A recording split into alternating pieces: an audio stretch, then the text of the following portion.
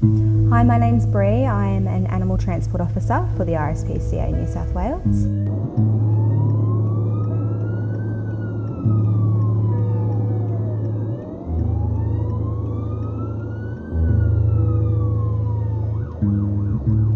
My role in the bushfire relief efforts have been quite various over the last couple of months. I started as a support person at the evacuation centres.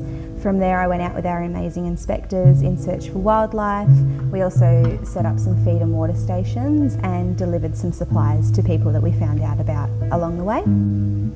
After that, for the last couple of weeks, I've been involved in our bushfire pop-up programs where we go down to fire-affected communities and donate or hand out food, flea and tick products, collars, beds, you name it.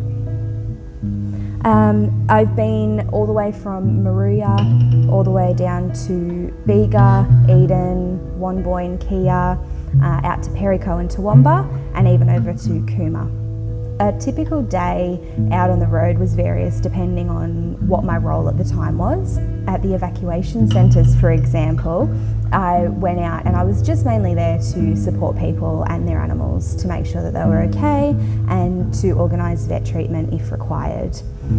Then when we went out with the inspectors, like I said, we went out in search of wildlife, injured wildlife but also not injured wildlife, to set up food stations and supply them with some water as well, as there was nothing out there for them. One of the most memorable and standout stories that I've come across during my time down there has been a wildlife carer up in Toowoomba. So we had sedated a Redneck Wallaby with burns to his feet, and we'd then taken him over to the carer. A couple of days later I went back to the same carer's house to drop off some medical supplies and some feed as well for her, and he was already up out of his little house, jumping around, eating. So the recovery in just as little as 2 days was amazing. So much so that she was looking at releasing him once the fires had calmed down around her.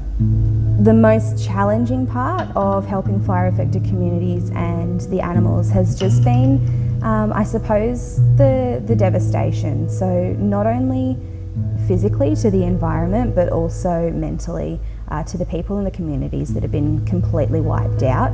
People had lost absolutely everything, but didn't think that they were deserving enough of our help. Which after some conversations, we did end up helping them, which was lovely, and they were so grateful for it. So I just wanted to say a massive thank you to all of our generous supporters. Without your support, I just wouldn't be able to continue doing what I'm doing. So thank you so much.